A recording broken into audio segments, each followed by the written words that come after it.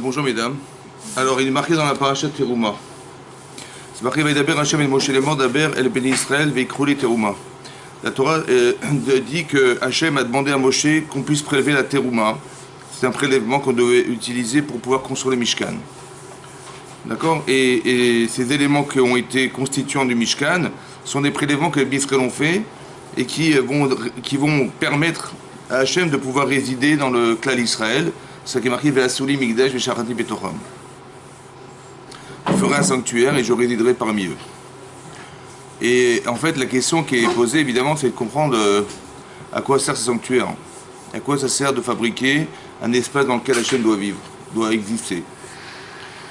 Et la question est posée dans le Midrash, et Hashem a répondu, en fait, je ne vais pas résider dans ce que vous allez donner. Je vais exister dans l'espace que vous m'avez réservé, dans le don que vous avez fait. C'est-à-dire que quand vous donnez quelque chose de vous, vous prenez quelque chose pour donner, en fait vous avez soit de l'affection, soit de l'amour, soit d'empathie, et en fait la proportionnelle de ce que vous aimez, ça va se retrouver dans ce que vous donnez. D'accord ? Mais en fait ce que vous donnez, c'est la représentation, on va dire, émotionnelle de ce que vous ressentez. D'accord ? Et donc Hachem, il ne va pas résider dans ce qu'on donne, mais dans l'espace que dans votre cœur vous lui laissez. C'est ça, oui, la Veshachati Betocham. Un petit peu comme en couple, ouais.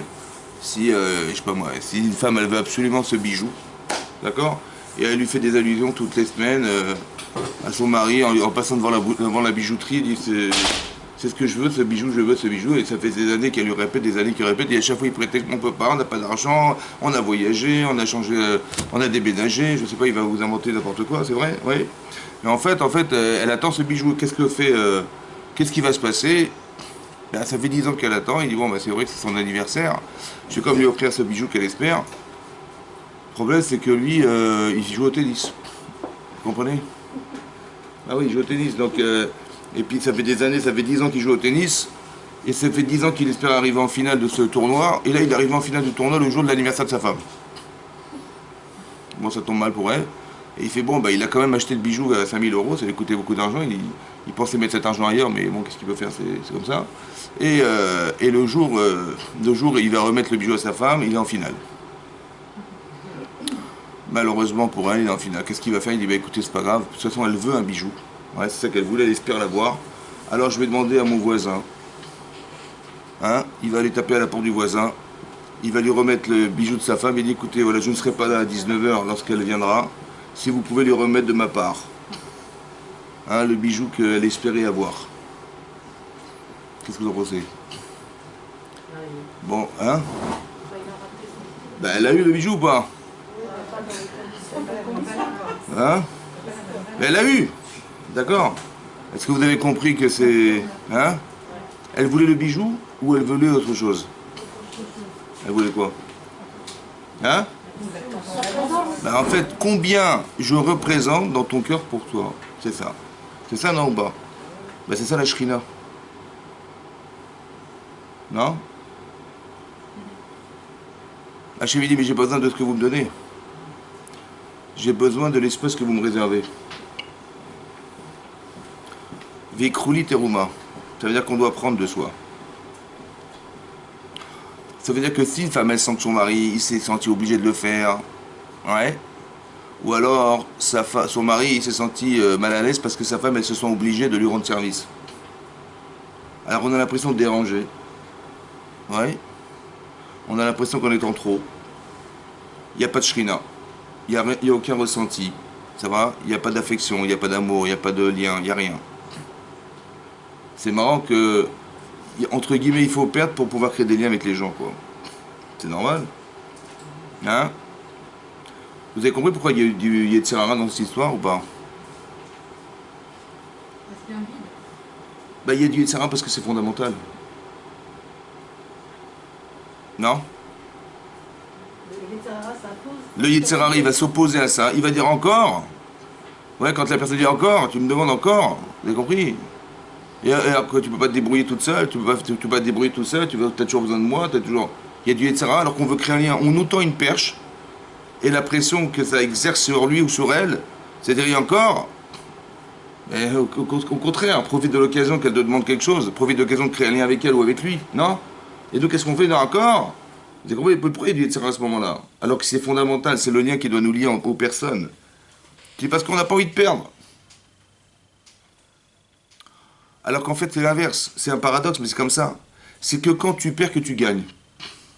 Bah, tu vas prendre de la trouma pour construire le Mishkan. Donc tu vas donner de l'argent, tu vas donner de l'or, de l'argent, tu vas donner quelque chose de précieux pour toi. Et c'est dans cet espace qu'Hachem y réside. Mais attention, hein, si tu le fais par obligation, alors ça ne marche pas. Parce que tu te sens obligé de le faire. Parce que tu as perdu. Voilà, j'avais envie de garder cet argent et j'ai perdu. C'est comme un petit peu le maaser. Il faut prélever le maaser tous les mois pour donner aux Lévis. Ouais, il faut prélever le maaser pour donner aux gens qui étudient la Torah. Mais c'est fait quand même. Comment? L'action, elle est faite quand même. L'accent? L'action, elle est quand même faite.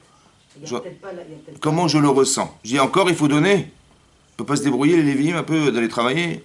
Non, non, ils vont étudier la Torah. Non, mais non, c'est nous qui devons assumer leur subsistance. J'avais 100%, ouais, là j'ai que 90%. Il faut donner 10%. J'ai pas envie.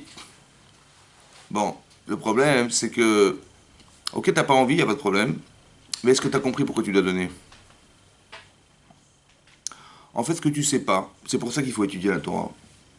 Parce que ce qui t'empêche de croire, c'est parce que tu n'as pas compris que le monde, il subsiste. Parce qu'il y a un but derrière cet objectif.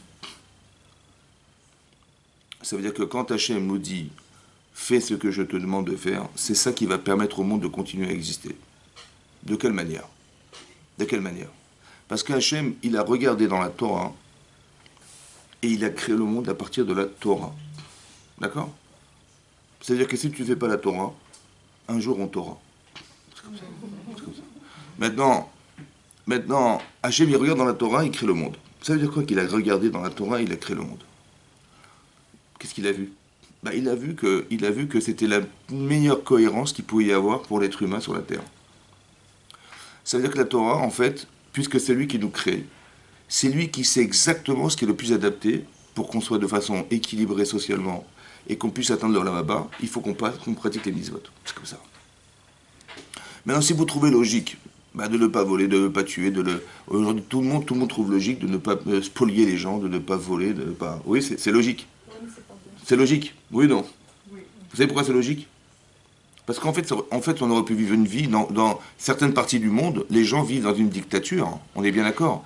Il y a des gens qui sont je sais pas moi, si vous regardez un petit peu l'histoire récente, hein, je sais pas moi, Hitler, il a engagé la guerre contre l'Europe, ouais, mais dans tous les pays où il est passé, il a volé les gens. Ça veut dire qu'il a spolié des gens, il a récupéré. Pourquoi il a besoin? Pourquoi? Parce qu'il fallait bien entretenir l'armée allemande, il fallait bien les nourrir. Donc, au détriment de ceux qui devaient vivre, les citoyens qui devaient vivre dans l'espace dans lequel ils vivaient, ben non, on va leur voler leurs biens, on va carrément les affamer. On aurait pu vivre comme ça, la loi du plus fort. Comme certains pensent, la loi du plus fort. On aurait pu vivre, ben c'est comme ça, c'est le plus fort qui gagne. Eh ben non, on dit non, on va faire la guerre contre lui, on va se révolutionner, on va récupérer nos terrains, c'est pas normal. Mais pourquoi c'est pas normal? Pourquoi tu n'acceptes pas? Ben, s'il est plus fort que toi, s'il est plus fort que lui, ben, c'est toi qui gagne. Non. En fait, on n'accepte pas cette chose. Pourquoi on n'accepte pas? Parce qu'Hachem, il a incrusté dans le cerveau et dans l'esprit dans lequel il a créé le monde, l'esprit de ne pas accepter ce genre de manifestation. Voilà, on ne veut pas être manipulé, on ne veut pas qu'on se moque de nous, on ne veut pas nous priver de liberté, on ne veut pas, voilà. Mais d'où ça vient? Parce qu'Hachem, il a regardé dans la Torah, il a incrusté ces mécanismes dans le monde. Quand on nous dit qu'Hachem, il a créé le monde Bechesed, avec la bonté, on dit, ben, Dieu, il est gentil. Voilà, il est très gentil, Dieu, il est gentil, hein. Il a créé le monde avec la bonté. Non. En fait, il a créé un monde où seule la bonté peut exister. Si tu ne partages pas, tu ne vis pas. Tu ne vis pas et tu ne fais pas vivre. Le monde ne peut pas résister au fait que on puisse penser que tout nous revient. Ça n'existe pas. Et à chaque fois que tu vas penser que tout existe pour toi, tu vas te rendre compte que ce sont des rouages inversés qui ne fonctionnent pas. C'est comme ça. Tu dis, mais pourtant, ben vous avez bien vu que dans toute forme de dictature, il y a une révolution qui se manifeste un jour. C'est comme ça. Que dans tout couple où la personne elle se sent inexistante, eh ben, elle se révolutionne et elle s'énerve et elle divorce et je sais pas quoi. Et vous avez compris comment ça marche? Parce que je dois exister pour toi. Je dois exister pour moi et pour toi. Mais tant qu'il n'y a pas de partage, il n'y a pas de vie possible. Vous avez compris? On ne peut pas se passer des autres. C'est pour ça que c'est marqué dans la Torah, c'est marqué Lotov et Yot Adam Levado. Quand Hachem crée l'homme, il crée un homme seul dans l'univers, d'accord? Et bizarrement, il dit ça n'est pas bien qu'il soit seul. Ben après, tu l'as créé seul. C'est une tous les deux. Il crée un homme tout seul dans l'univers, et après il dit non, c'est pas bien, et on va lui créer Ezer Kenegdo. Ben, il fallait créer Ezer Kenegdo depuis le départ. Il fallait créer une aide, il fallait créer un couple, comme tu as créé des couples d'animaux, créer des couples. Un humain au moins crée son épouse. Non, non, non. Et après tu te dis mais c'est pas bien. Ils sont les manques. Hein? Ils sont les manques. C'est vrai. Mais pourquoi c'est pas bien d'être seul? Pourquoi c'est pas bien? Parce que tout ce que vous êtes n'est que potentialité. Ça va? Vous êtes intelligente, vous êtes sensible, vous êtes, je sais pas moi, vous êtes bienveillante, vous êtes. Mais d'où vous savez? D'où vous savez que vous êtes courageuse? D'où vous savez que vous êtes intelligente? D'où vous savez que? D'où vous savez? Quand on a une épreuve. Ben, il faut quelqu'un d'autre en face. Non? Ben, comment? Est-ce que vous êtes courageuse? J'en sais rien. Est-ce que vous êtes nonchalante? J'en sais rien. Est-ce que vous êtes bienveillante? J'en sais rien. Ben, il faut quelqu'un. Et ces personnes, on peut se le dire aussi. Mais j'en sais rien. Mais je suis. Mais je suis rien. Je sais pas. C'est quoi je suis? Je sais pas. Mais en fait, je suis deux en fait. Je peux être. Mais je n'en sais rien. Vous êtes courageuse? Vous savez sauter en parachute? Ben, j'en sais rien. Mais il faut sauter. Mais il faut un avion. Il faut quelque chose d'autre. Il faut autre chose. Et l'évado n'existe pas. Vous comprenez rien sans les autres. Vous avez compris qu'on n'est rien? On n'est qu'une potentialité, mais on s'en fiche de la potentialité, parce que la potentialité, c'est ce qu'Hachem nous a donné. Mais qu'est-ce que vous faites de vous? Il faut quelqu'un d'autre. L'otov, yot levado. Ça veut dire qu'on se rend compte que sans les autres, on n'est rien. On n'est rien qu'une potentialité créée. Mais Hachem, il se fiche de ce qu'il a créé, puisque c'est pour quoi faire qu'il a fait. Pour que tu choisisses de faire de toi quelque chose. Que tu mérites de faire de toi quelque chose. Que tu mérites de participer au plan divin. Parce qu'Hachem, il a un projet derrière tout ça. Vous comprenez ou pas? Seulement le hasard faisant. Eh ben, on ne se rend pas compte, mais Hachem, il nous dirige quelque part. Maintenant, est-ce que tu as la clairvoyance de comprendre que tu es utilisé pour quelque chose? Voilà. Tu fais des études. Bon, au bout de tes études, c'est pourquoi faire? Ben, pour avoir une place dans la société, pour vivre. C'est ça que tu veux, non? Eh ben, en fonction de ton diplôme, on va faire de toi quelque chose. C'est vrai ou pas? En fonction de tes compétences, on va faire de toi quelque chose. Ben, c'est ce que fait Hachem. On devient des tzadikim, et après Hachem il l'utilise. Sinon, on fait sa vie, vous comprenez? Hachem, il ne peut pas utiliser des gens si les gens ne sont pas d'accord au départ de participer à quelque chose. Donc la hirat shamaïm, c'est de savoir qu'on fait partie d'un projet. Et Hachem, il va utiliser ce que nous sommes au service de ce qu'il a pensé. C'est ça? Oui. C'est-à-dire qu'il y a un projet personnel, c'est ce qu'on appelle le mazal, et il y a un projet divin. Le projet divin, c'est qu'au bout de cette démarche, on aura mérité de... Mais encore faut-il qu'on ait compris ça. D'accord? Encore faut-il qu'on ait compris qu'on fait partie d'un processus qu'Hachem il a créé au départ. Istakel Bedoraita au Baralma. Il a regardé dans la Torah, il a créé le monde à partir de ce projet-là. Maintenant, le projet, c'est la Torah et des mitzvot et tout ce qu'on doit exister, tout ce qu'on va faire pour exister. Donc quand j'entretiens le Lévi, j'entretiens celui qui va devoir m'éclairer dans la Torah. Si moi j'étudie pas, comment je vais faire? Mais quand je donne, si je donne, je dis, encore il faut donner. Mais si tu sais qu'est-ce que tu gagnes à donner, donc tu donnes pas avec ton cerveau, tu donnes avec ton cœur. Tu dis, mais heureusement qu'il est là, Baruch Hashem qu'il est là. Ça va? Voilà. Par principe un peu adéquat, c'est marqué comme ça. Vous savez, c'est marqué dans la Torah que pourquoi on a juxtaposé la paracha du Nazir? Oui, non, la paracha de la Sota. La Sota.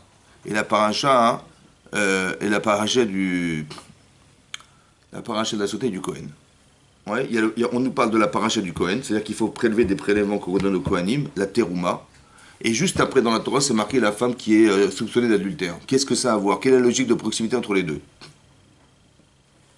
Ça va?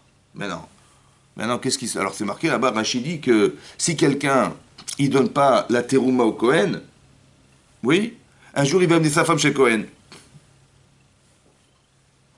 Vous avez compris? Moi non plus.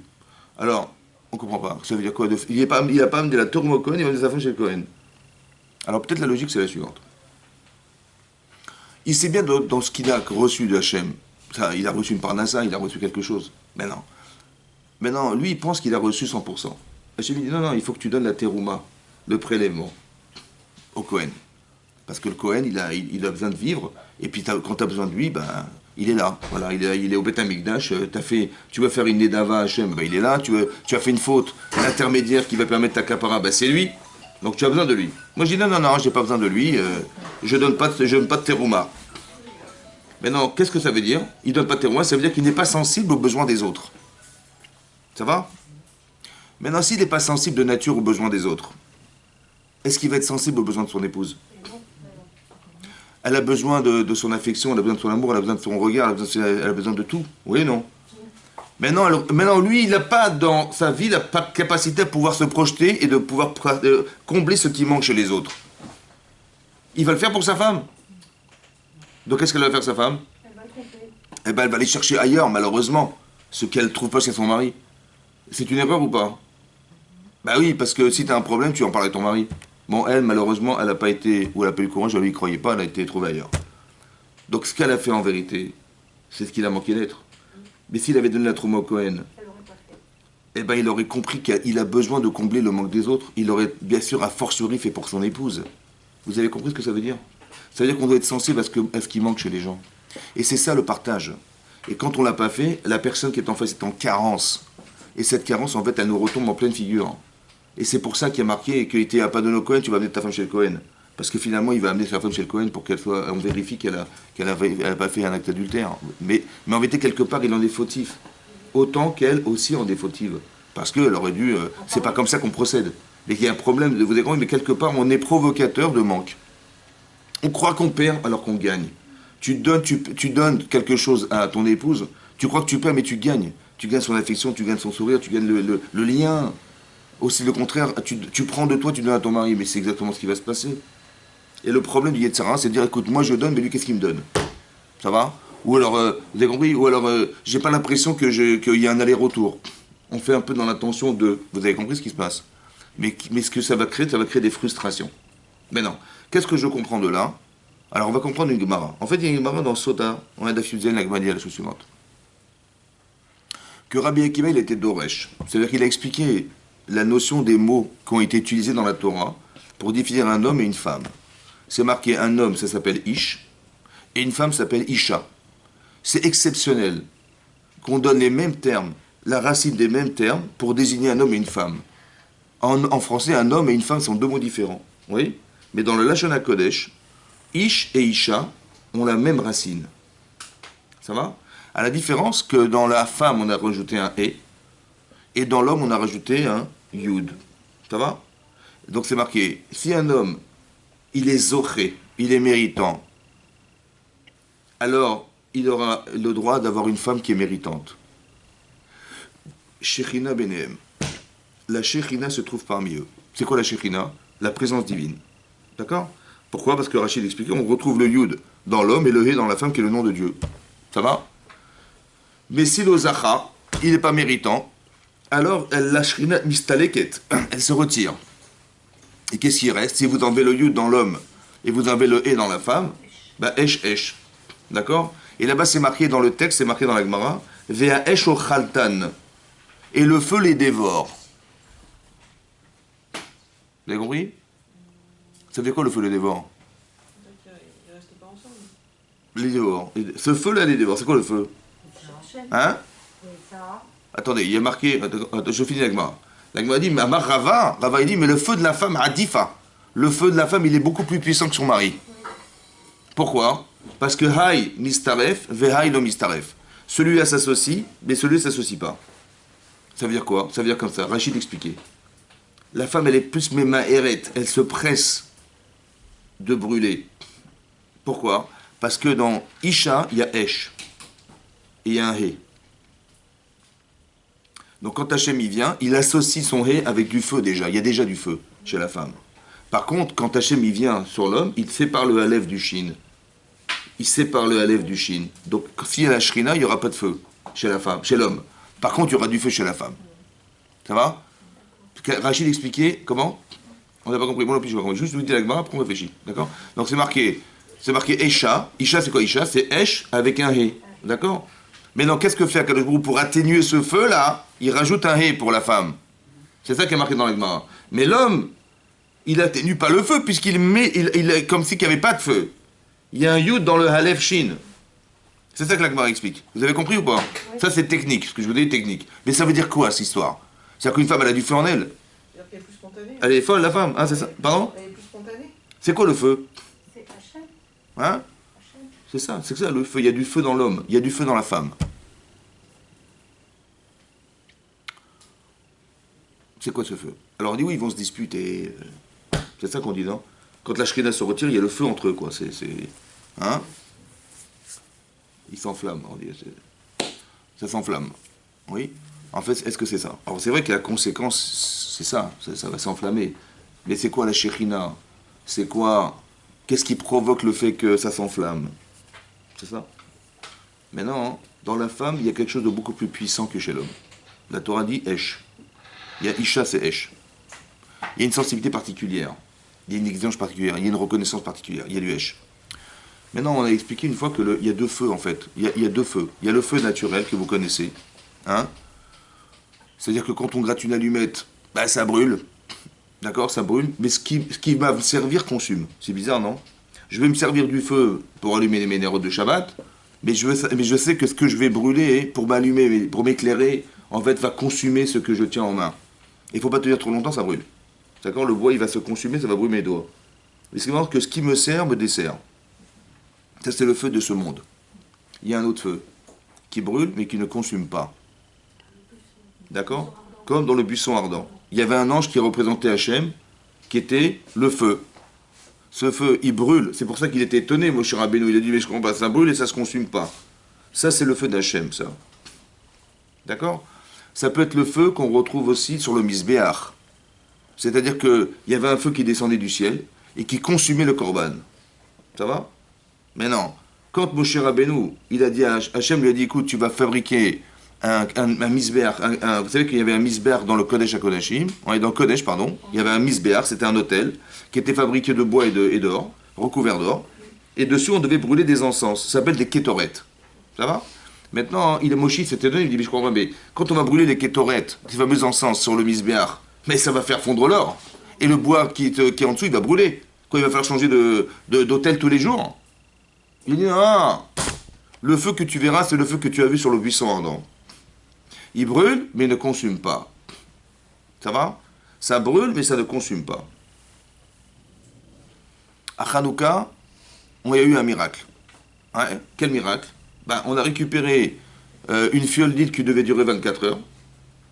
Selon certaines opinions, comment ça s'est passé? Ben, on a pris un flacon de 24 heures, on a déversé ce flacon dans les petits vases, les petits flacons qu'il y avait sur la menorah. Il y avait 7 branches dans la menorah. Donc on a divisé par 7, 24 heures divisé par 7. 24 heures divisé par 7, ça fait combien? 3 heures et quelques. 3 heures et quelques. D'accord? 3 heures et quart. Donc ça devait durer 3 heures et quart. Ça a duré 8 jours. 8 jours. 8 jours. Ah ouais. Et pourquoi ça n'a pas... Comment, par miracle, ça a duré 8 jours? Par quel phénomène ça a duré 8 jours? Alors vous allez me dire... Comment? Ça n'a pas consumé. Très bien. Donc c'est-à-dire, soit je réfléchis en me disant, bah, c'est grâce à l'huile, parce que normalement, le feu, il brûle l'huile, et le brûle, elle est consumée, le carburant, c'est l'huile. Donc ça veut dire que le combustible, c'est... Ouais, et bah, ça aurait dû... L'huile, elle aurait dû ne pas résister elle ne résiste pas au feu, et elle se consume, c'est ça ou pas? Et là, ça n'a pas été consumé, donc, l'huile est de miracle. Je dis, l'huile est miraculeuse. Ou je dis, non, l'huile, c'est la même. C'est le feu qui ne brûle pas l'huile qui est miraculeux. Le miracle est dans l'huile ou dans le feu? Le miracle est dans l'huile ou dans le feu? Hein? Alors on va dire dans le feu. Pourquoi je dis dans le feu? C'est le même du buisson et c'est le même des kétorettes. Non mais ça c'est moi qui vous dis ça. Mais peut-être que là-bas le miracle de Hanouka c'est l'huile. Peut-être. Non? Qui vous dit que c'est ça? En fait on voulait avoir un témoignage. On a provoqué le miracle. Pourquoi on a provoqué? Parce qu'on a gagné la guerre. Hazako Baruch. Mais Hachem il est avec nous ou pas? Oui. Je sais pas. Peut-être pas. Peut-être qu'il a dit je vous ai sauvé la vie. Ciao. Je veux un témoignage qu'Hachem il est Shochen Shrinato Israël. Je veux voir qu'Hachem il fait zériser sa présence divine. Comment je vais faire? Je vais provoquer le feu. Le feu c'est lui. Si ça brûle pas c'est lui. Il a accepté. Je saurai. Vous avez compris ça? C'est avec la Shrina c'est le feu. Comment ça? Si ça brûle pas, Bah c'est qu'Hachem. C'est caché et tout. Moi je voulais être sûr qu'Hachem il va résider sa shrina sur le Beth Amikdash. Mais comment j'ai un témoignage d'Hachem? Comment je vais savoir? Quel clin d'œil il va me faire Hachem? Ben écoute, c'est simple. Je vais mettre de l'huile dans la menorah, d'accord? Et si ça brûle pas, c'est sûr que c'est lui. Mais quoi que c'est lui? Bah oui, que le feu n'a pas brûlé l'huile. Vous avez compris ça? Comme le feu n'a pas brûlé le buisson. Parenthèse. Tout ce qui nous arrive, est-ce que vous êtes d'accord que c'est Mina Shamayim? Vous êtes d'accord ou pas? Est-ce que j'ai le droit de me plaindre de ce qui m'arrive? J'ai eu un problème, bon, j'ai eu un problème, voilà ce qui m'est arrivé, machin, et je me suis rebellé, je me suis énervé, c'est comme ça que ça se passe en général, oui, non? Bon, mais quand je m'énerve contre ce qui m'arrive, je m'énerve contre qui? Vous êtes d'accord ou pas? C'est moi, je suis tombé dans un panneau, moi. Parce que je crois que c'était lui, moi je crois que c'était elle, je crois que c'était à cause de lui, à cause d'elle, à cause des livreurs, que des commerçants, à cause de je sais pas quoi, à cause de Macron. Moi je crois que c'est ça. Ouais? En fait, c'est à cause de qui? Ben, ce qui m'arrive, c'est Hachem qui m'envoie un message. Mais non. C'est vrai que des fois ça fait mal. Des fois on voudrait se révolutionner des fois. Mais il faut savoir une chose. Si tu te révolutionnes, c'est que ça te brûle et ça te consume. Oui, non. Seulement Hachem, est-ce que ça te consume? Ça brûle, mais ça ne consume pas. Ça veut dire que si tu es traumatisé par ce qui t'arrive, au point de croire que c'est foutu, c'est l'Yitzhara. C'est certain. Pourquoi? Parce que Hachem, ça brûle, mais ça ne consume pas. Donc il faut à chaque fois dire, bon, j'ai compris. Ça m'a fait mal, j'ai compris, mais ça n'a pas consumé. C'est-à-dire, je suis content de ce qui m'est arrivé parce que j'ai compris quelles étaient mes erreurs. J'ai compris, non pas ce qui m'est arrivé, parce que ça m'est arrivé, je sais pourquoi ça m'est arrivé. Quelque part, j'en tire des leçons. Peut-être que j'ai pas été vigilante, peut-être que j'ai pas été consciencieuse, peut-être que j'ai... En fait, je suis victime de ce que je ne suis pas. Qu'est-ce qu'il me l'a dit, c'est Hachem? Pourquoi ça n'a pas marché? Peut-être qu'il t'est arrivé ça parce que tu n'es pas patiente, peut-être qu'il t'est arrivé ça parce que tu n'es pas consciencieuse, parce que tu n'es pas réfléchi, parce que... Tire des leçons de ce qui t'est arrivé. Il t'est arrivé quelque chose, tu t'es énervé, mais pourquoi tu t'énerves? Parce qu'il est bête. Je dis, mais peut-être que tu aurais dû réfléchir en te disant, le pauvre, il est bête. Qu'est-ce que je peux faire pour lui apporter quelque chose? Moi, j'ai eu intelligente et j'ai vu de la bêtise. Je dis, mais moi, ça m'énerve la bêtise, vous comprenez? Je peux pas me le voir. J'ai compris, mais peut-être que tu aurais dû réfléchir autrement, parce qu'Hachem, il t'a donné la chorma de comprendre. Au lieu de partager ce que tu sais être un mal pour les autres, pourquoi tu n'as pas l'empathie de le donner plutôt que de le garder? Vous avez compris ce que ça veut dire, ça? Donc, en fait, tu t'es énervé, donc ça veut dire que ça t'a brûlé ta vie, quoi. Mais Hachem, il n'est pas là pour te brûler ta vie, il est là pour t'apprendre quelque chose. C'est vrai que ça dérange, mais au contraire, tire des leçons de ce qui te dérange. Ça brûle, mais ça ne consume pas. Vous avez compris ça? Il y a du feu dans la femme. En fait, ce feu, il est divin. Il est divin. C'est-à-dire qu'il y a une sensibilité particulière chez la femme. C'est pour ça qu'une femme, elle a une bina yetera. Elle conçoit des choses, elle arrive à ressentir des choses qu'un homme ne ressent pas. Ouais, arrive à avoir des intuitions féminines qu'elle ne s'explique pas, mais tout ça parce qu'elle a une neshama qui est spéciale. Ça va? Elle a une sensibilité particulière. C'est un apport pour un homme, ça. Parce que lui, il ne voit pas tout ça, il ne voit pas tout ça. Donc une femme, mais non, quand il y a des conflits de couple, en fait, quand on ne respecte pas la Torah, c'est-à-dire on ne respecte pas la valeur féminine ou la valeur masculine, on ne respecte pas. D'accord? C'est très important il faut bien comprendre que même si j'ai raison, il faut que je partage ce que je pense. Parce que sinon, tu dis, tu vois, finalement, j'avais raison. Tu vois, t'es bête, hein, franchement, t'es bête. Tu vois, j'avais raison. Bon, mais en vérité, j'ai raison. Super, mais je me retrouve seul. Parce que l'autre, elle n'a pas compris. L'auto viot levado. Vous avez compris? C'est beaucoup plus profond que ce qu'on croit. Ne pas être ça, ça veut dire que si tu penses que tu as raison, et tu vas t'entêter à croire que tu as raison, au final, tu auras raison, Hazak ou Balour, mais tu es seul. C'est pas ça qu'on veut, nous. On veut partager la vérité, on ne veut pas avoir la vérité. Tu as raison.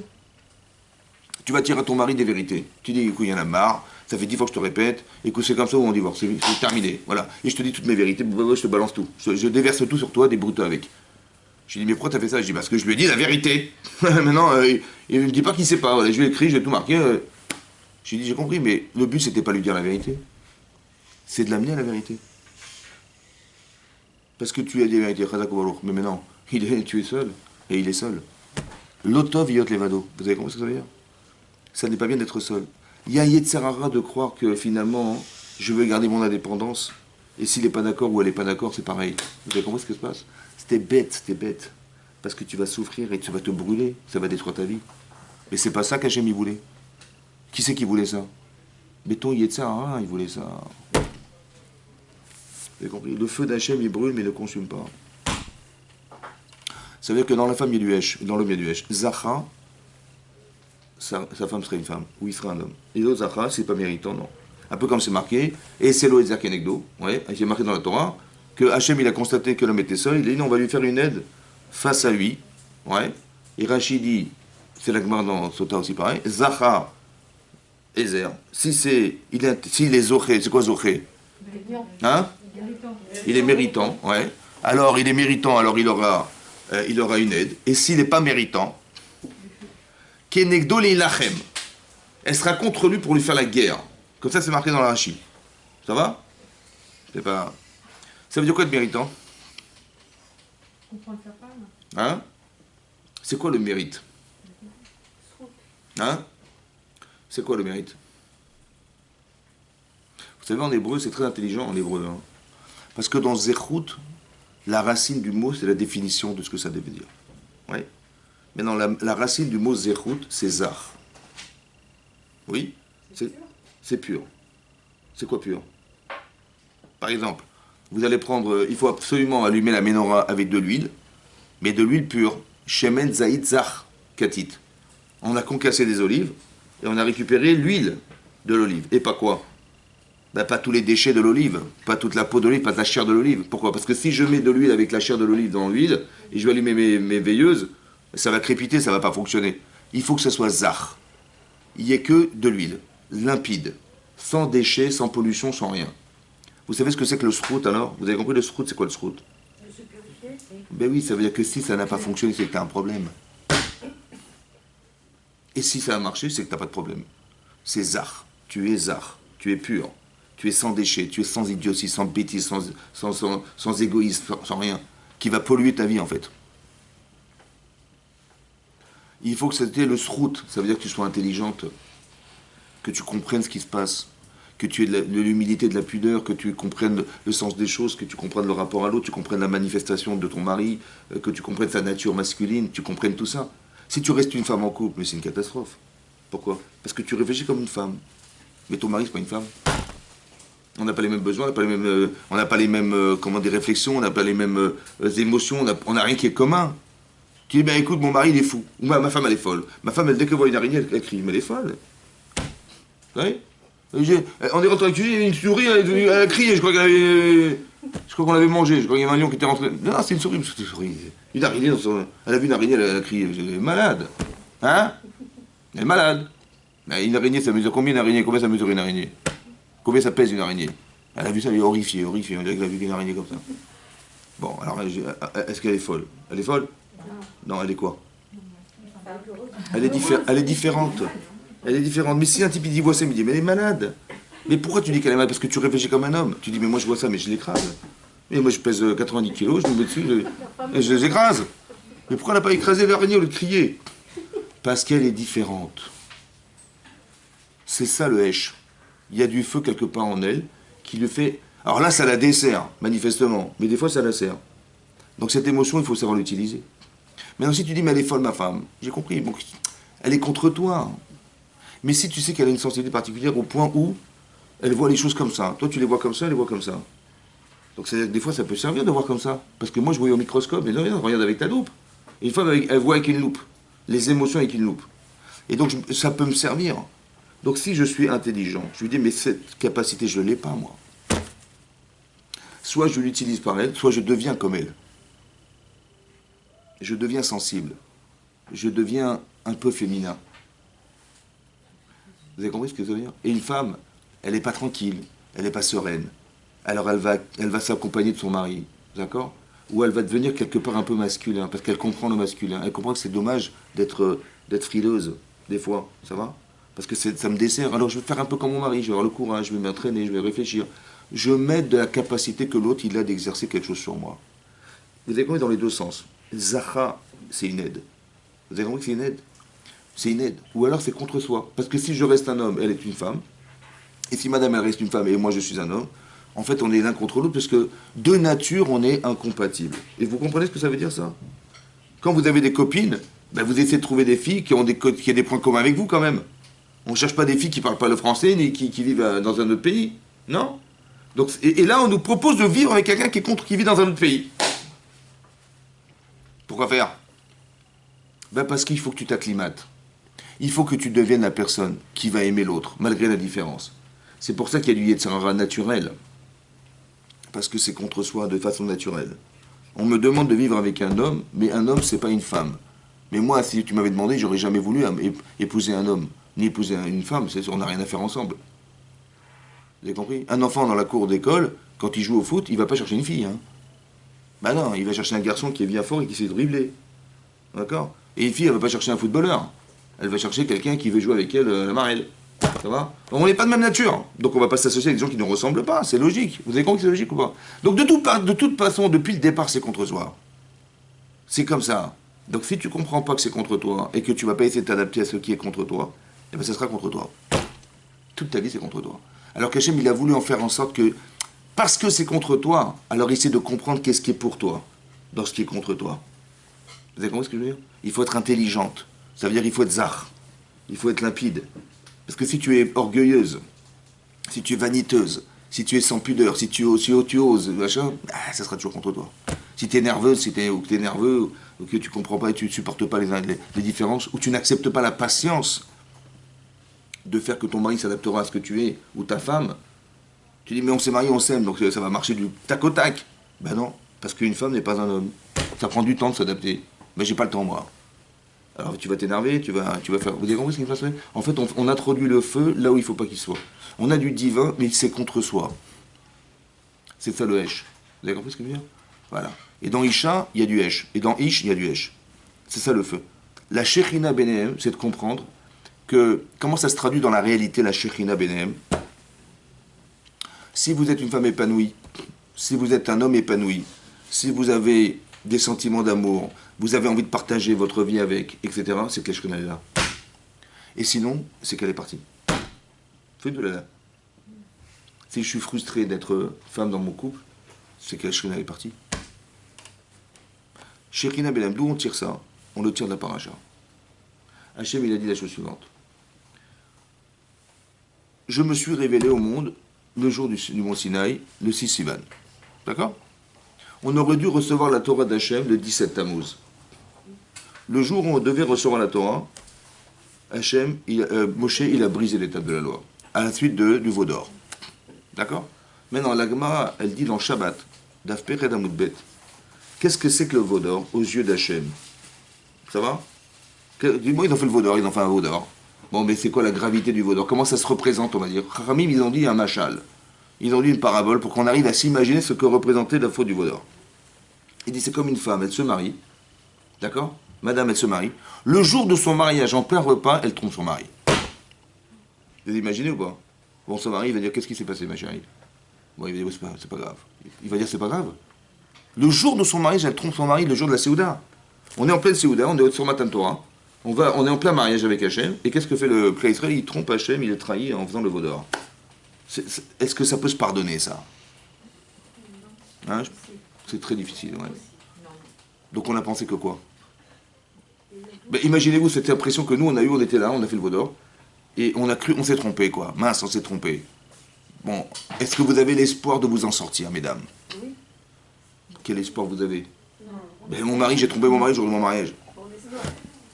J'ai vu le chanteur, il était très beau, il chantait trop bien, franchement. Le guitariste, mais non. Vous avez compris ou pas? Vous avez compris ou pas? Mais non, elle a craqué, madame. Qu'est-ce qui se passe? Qu'est-ce qu'on fait alors? Ben, c'est terminé, on est bien d'accord? Ok. Maintenant, si son mari, il lui pardonne, si Hachem nous pardonne, qu'est-ce que vous ressentez? Hein? Waouh! Il m'a pardonné. Ça veut dire quoi? Mais en vérité, on ne s'est pas pardonné comme ça. Parce qu'on a fait Teshuva, on a expliqué nos différences, on a expliqué les erreurs. On s'est compris. C'est vrai ou pas? Maintenant, j'ai failli tout perdre. Est-ce que j'ai la conscience dorénavant de ce que c'est que ma femme? J'ai failli perdre ma femme. J'ai failli perdre mon mari. Est-ce que j'ai la conscience de ce que me rapporte le fait d'être marié? C'est ça le Mishkan. Maintenant que vous avez compris, alors on va fabriquer un Mishkan, on va se retrouver tous les deux. En fait, notre vie, elle a démarré seulement maintenant, après le veau d'or. Nous, on croit que les vies tranquilles, c'est des vies faciles. Non. On se rend compte que quand on a failli perdre, c'est là qu'on a la conscience de la valeur de ce qu'on a en face de soi. Parce qu'on a eu peur de le perdre ou de la perdre. Vous avez compris ça? J'ai eu peur de perdre, j'ai fait le veau d'or. L'objectif, c'est pas de dire, ah, tu vois bien qu'on n'a pas fait pour vivre ensemble. C'est exactement l'inverse. C'est que tu as compris la carence de l'autre. Tu as compris les erreurs de l'autre. Comme si que le mariage n'avait de but que de sortir toutes nos carences et de faire en sorte qu'ensemble, on va les solutionner. Vous avez compris ce que ça veut dire, ça? Ça veut dire que mon mari, voilà ce qu'il est. Tac, tac, tac, tac, tac. Qu'est-ce que je fais avec lui? Ouais. Et ma femme, et vous rigolez, ma femme, elle est comme ça, comme ça, comme ça, comme ça. Qu'est-ce que je fais avec? On n'a rien à faire ensemble. C'est vrai ou pas? Il vaut mieux qu'on divorce. C'est ça qui se passe en général. Je dis, mais pourquoi tu as pensé divorce? Pourquoi tu dis pas, mais mon mari, je l'aime, mais il a ses défauts. Ma femme, je l'aime, mais elle a ses défauts. C'est marrant parce qu'elle a exactement le problème que je ne supporte pas. C'était un truc de fou, quoi. Ouais. Mina Shamaïm. C'est incroyable. Je dis, mais qu'est-ce que je vais faire avec un mari? Il est exactement l'inverse de ce que j'espérais. Avant, il m'envoyait des fleurs, maintenant, il... Là, il se tard. En vérité, mais t'as pas compris. Sois zar. Essaie de comprendre que c'est ça que tu dois lui apporter, ce qu'il n'a pas. Essaye d'être intelligent et comprends que ce qui lui manque, c'est toi qui as la solution. Au lieu de se débarrasser de ce qui nous sépare, on se sépare. Essaie de prendre de toi ta patience. Veikrouli teruma. C'est quoi veikrouli teruma? En français, ça veut dire quoi veikrouli teruma? Veikrouli teruma. Mais attendez, tu dois donner. Mais évidemment qu'il faut prendre pour donner, évidemment. Pourquoi le Torah, elle considère qu'il vaut mieux parler de ce que je prends de moi, de ce que je donne? C'est quoi la différence entre prendre de soi pour donner? Mais ben, tu donnes. Évidemment qu'il faut prendre pour donner, évidemment. Mais pourquoi la Torah dit Vikrouli teruma? Vous prendrez pour moi, et pas vous me donnerez. D'abord, ça ne veut rien dire de donner à Hachem, on est bien d'accord. Mais nous, c'est un limoud, c'est un enseignement, la Torah. D'accord? Donc qu'est-ce qu'il a voulu nous dire Hachem? Il dit Hachem, il a dit, j'ai pas besoin que tu me donnes. Ma femme, elle me dit pas, écoute, j'ai besoin de ça. Non. En vérité, j'ai envie de voir que tu prends de toi quelque chose. Pour moi. Tu prends du temps pour moi. Tu es patient pour moi. Vous avez compris ce que je veux dire? Tu prends de toi quelque chose. En fait, tu donnes ce que tu es. Vous avez compris ça? Et ça se matérialise par des gestes, par de l'argent, par des je sais pas quoi, c'est vrai? Mais c'est pas ça qui m'intéresse. C'est ce que tu prends pour moi. Voilà. Vikrouli teruma. Et si tu fais ça avec ton cœur et pas avec ton cerveau, parce qu'il est marqué, mais Kodish Hashem, il devenu libo. Il devenu libo. Il donne avec son cœur, sous-entendu, et pas avec son intellect. Eh ben oui, je suis marié, je suis un homme responsable, je suis marié, je suis un père de famille, il faut que je m'occupe de mes enfants. Mais pourquoi tu le fais? Parce que je suis un père de famille, je suis responsable. Mais tu le fais parce que tu aimes ou parce que tu es responsable? Ou alors que parce que tu aimes, tu te rends responsable? Ou non, parce que tu es responsable que tu vas devoir t'occuper de tes enfants et de ta femme, etc., et de ton mari. C'est vrai ou pas? Tu le fais par responsabilité ou par amour? Ah, c'est différent. Tu sais où ça va se voir? Dans ce que tu prépares. Quel goût ça a? Ben, tu dis, mais je suis obligé, mais bon, je fais ce que je peux. Hein. Ça va se sentir. Ben oui, quand on fait par amour, ça se voit, ça se sent, ça se ressent. Mais quand on fait par obligation, ben, ça se voit aussi. Mais ça se ressent par les enfants, ça se ressent par son mari, ça se ressent par sa femme, ça se ressent. Mais tu l'as fait parce que tu avais envie, parce que tu m'utilises, parce que... Vous avez compris le problème? Parce qu'on pourrait croire qu'aimer, peut-être qu'aimer, c'est s'aimer. J'ai peur que j'aime mon mari, j'aime mon truc, mais pourquoi je l'aime? Parce que s'il n'est pas là, mais qu'est-ce que je vais devenir, moi? Vous avez compris ce que je veux dire? Mais tu l'aimes ou tu t'aimes? J'ai tellement peur d'être seul, ouais, que je me suis marié, vous comprenez? Mais tu t'es marié pour lui ou tu t'es marié parce que tu voulais pas être seul? Tu t'es marié pour toi ou tu t'es marié pour lui? Tu t'es marié pour partager ta vie ou tu t'es marié parce que, attends, si je suis toute seule, je vais être une vieille fille, là, ça va pas. Ou je vais me débarrasser, j'en ai marre de mes parents, il faut que je me marie.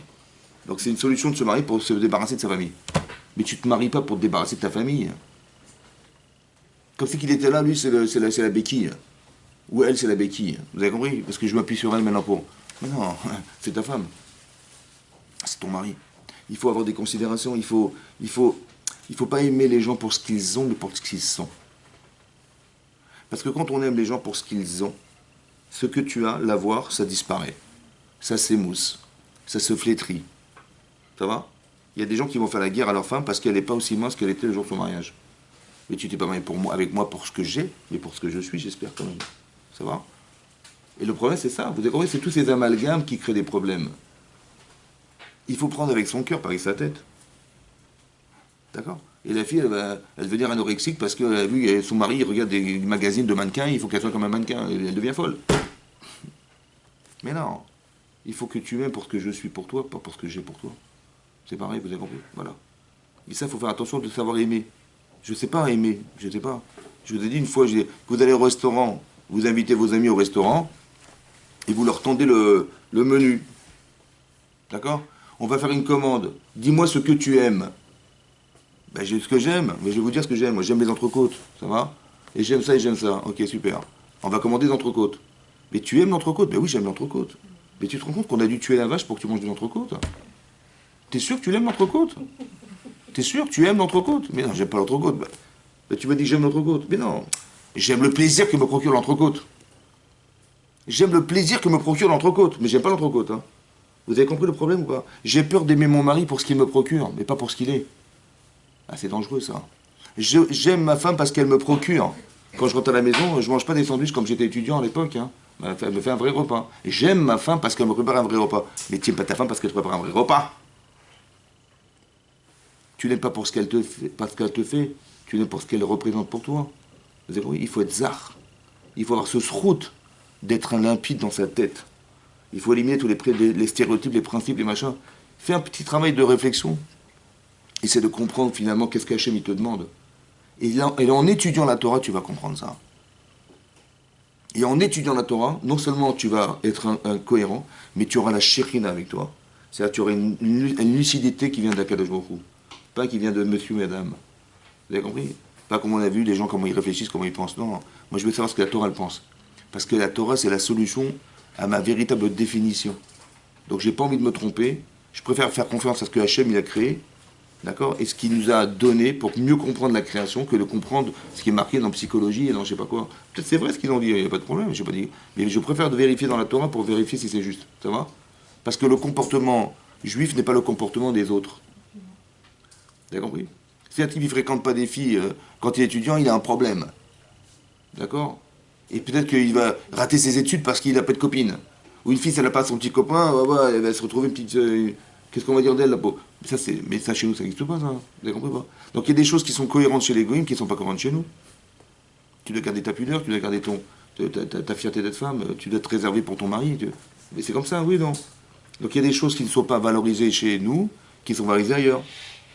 Donc il faut que je fasse attention de ne pas me tromper. Ne regarde pas ailleurs, regarde ce que la Torah préconise parce que tu es juive. Parce que tu es juif, c'est comme ça que ça marche. C'est la Torah qui est le véritable révélateur, c'est pas le contraire.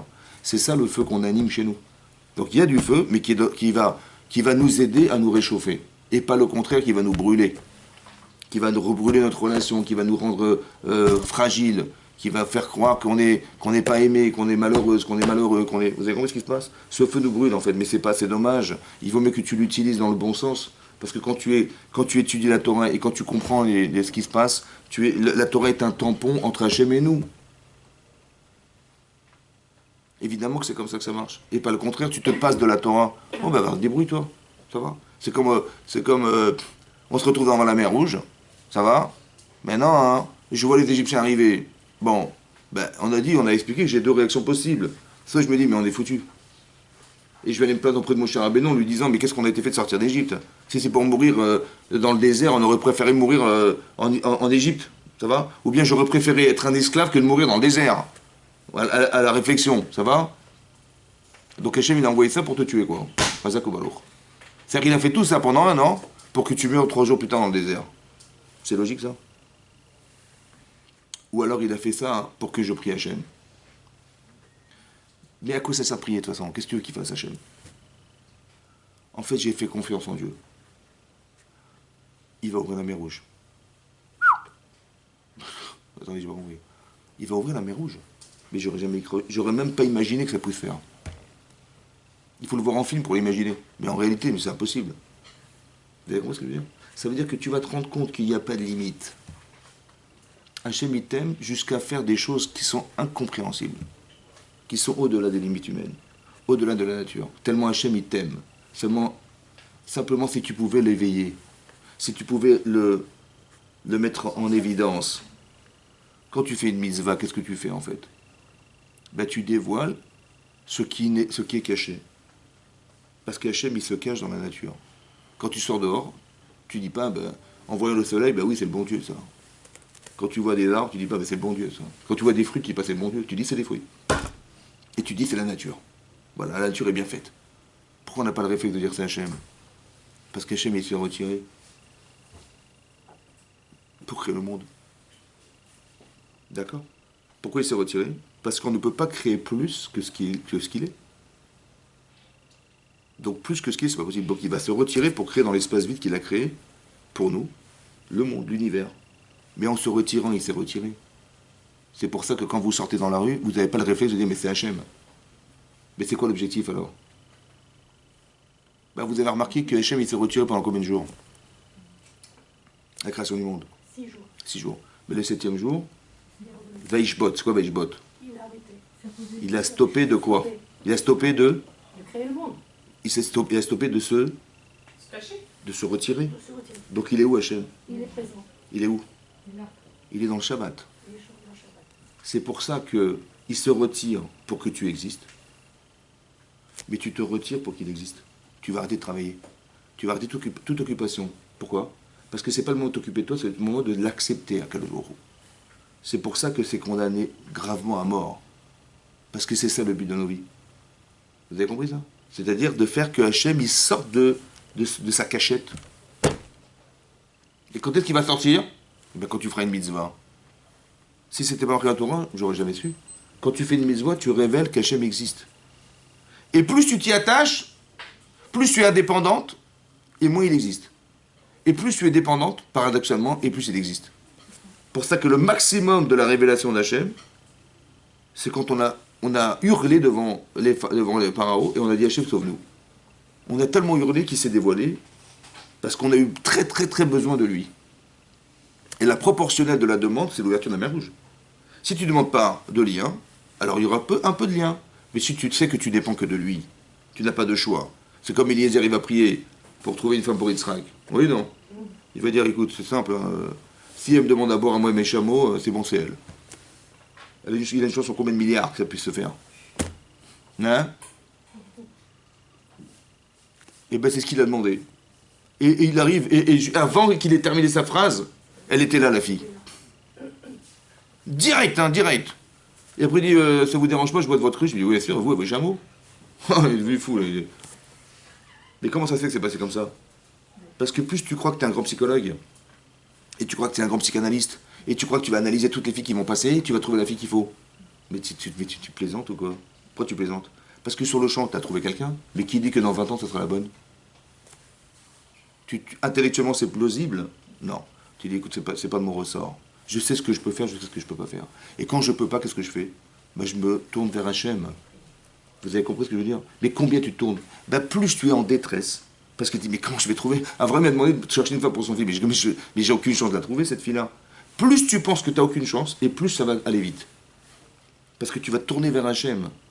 Vers la clairvoyance, la plus grande, infinie d'Akadosh Baruch Hu. Mais si tu dis, non, il va faire 20%, je vais faire 80%. Bon, d'accord, bah, fais 20%. Et tu vas voir que ça va prendre du temps, c'est dommage.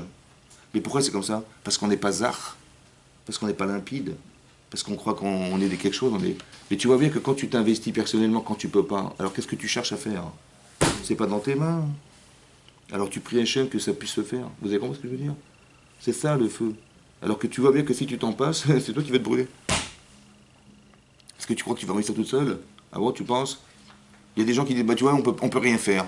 On pourra plus rien faire, on est foutu. Bah si tu peux rien faire, je vois pas pourquoi tu t'angoisses. Bah je veux parce que je peux rien faire. Mais si tu crois en Dieu, c'est lui qui a provoqué cette situation où tu peux rien faire. Alors qu'est-ce qu'il veut Hachem? Pourquoi tu réfléchis pas quand il t'arrive quelque chose? Si tu crois en Dieu, tu dis pas c'est à cause, on peut rien faire. Donc c'est lui qui a créé une situation où tu peux rien faire. Ben dorénavant tu sauras quand tu peux rien faire. Tu dis pas on peut rien faire et tu vas te attraper un ulcère. Non, tu dis bah si on peut rien, j'ai compris que c'est toi qui dois intervenir. Bechavod, allez vas-y, je t'attends. Et tu verras que ça va fonctionner, c'est extraordinaire. C'est que plus tu te sens indépendante et tu décides par toi-même sans passer par Hachem, et plus tu te rends compte que Hachem n'intervient pas. Et quand tu penses que tu ne peux rien faire, il y a des situations dans nos vies où on ne peut rien faire. C'est organisé par Hachem. Pour que justement tu puisses faire appel à lui en disant j'ai compris que de toute façon je peux rien faire. Et toi, c'est toi qui m'as créé comme ça que je peux rien faire. Alors écoute, j'ai très bien compris que c'est toi qui dois intervenir, d'accord, et je te laisse faire. Et l'intensité que je mets, je prends de moi ce temps en me disant je m'occupe de rien et je te laisse tout, parce que dans cette situation-là, j'ai rien à faire. Évidemment que dans la vie, on doit faire des choses. Mais je dis, quand tu vois que tu ne peux rien faire, qu'est-ce que tu fais alors? Bah, tu t'angoisses, tu deviens folle, ou tu dis non. En vérité, ça a été provoqué pour que je le laisse faire. Je suis arrivé à un niveau où je peux me permettre de lui demander de faire, et là, je verrai à 100% que c'est lui. Moi, je croyais que c'était 80-20 ou 50-50. Non, c'était 100% depuis le départ. Mais quand est-ce que tu vas le savoir? Bah, quand tu pourras rien faire. Que là, tu verras que c'était lui à 100%. Mais c'est pas parce que c'est lui maintenant, ça a toujours été lui en fait. Mais tu vas le savoir tout de suite. Ça va? Vous avez compris ça? C'est ça le Hesh. On a cette capacité de feu qui vient d'Hachem d'être cohérente pour voir cette réalité se réaliser. Mais ça dépend de vous. Ça dépend de chacun d'entre nous. C'est ça. Vous avez compris? En termes de couple à petite échelle et en termes de relation avec Hachem en grande échelle, c'est pareil. À petite échelle, à grande échelle. Si tu es intelligente à petite échelle, tu vas mieux comprendre à grande échelle. Et si tu es bête à petite échelle, bah, tu comprendras pas à grande échelle. C'est comme ça. Chazak ou Baruch.